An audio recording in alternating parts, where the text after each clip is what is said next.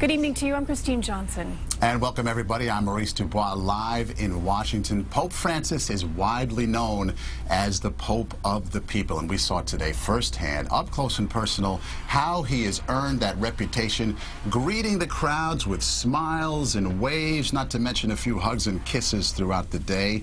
And right now, he is celebrating his first Mass in the United States, where he will also canonize an 18th century missionary who worked on our West Coast. We have live team coverage for you of all of today's events, as well as the preparations being made for his arrival in New York. And that's going to happen less than 24 hours away when he touches down at Kennedy Airport. You can see from our countdown clock, we've got it for you on the right-hand side of your screen. Keep an eye on that. Meantime, today he had a full agenda here in Washington, beginning with a hero's welcome. Of the thousands who lined the streets, a little girl who jumped the barricade caught the pontiff's eye. Before officers could escort her away, he called her over, embraced her, accepted her gifts, and created a lasting memory, making an emotional connection with people who came from far and wide to see him. It was excellent. It was great. Something to see. Once in a lifetime type thing to see. And when he gets to New York, I'm going to see him again. I didn't see anything, but my camera did. Yeah. It was just a glimpse, just a brief moment in time, but the Holy Father's vehicle rounding the bend, it was a good 100 yards away down the street, but still, you could feel the ripple in the crowd, the excitement, the roar. It was one of those goosebump moments.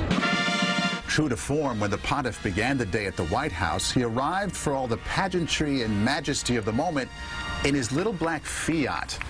Greeted by the leader of the free world, the leader of the world's 1.2 billion Catholics got right to the issues: immigration, religious liberty, even invoking a famous American to urge action on climate change. Of the Reverend Martin Luther King, we can say that we have defaulted on a promissory note, and now is the time to honor it.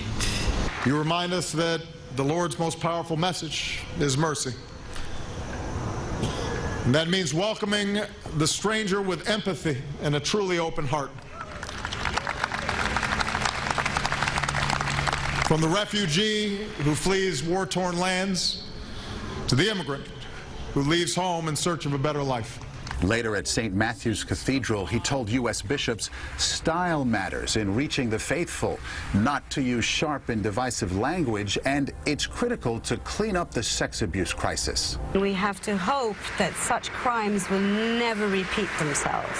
From there, the pontiff had a brief rest at the papal residence before making his way to the National Basilica for his first Mass on American soil.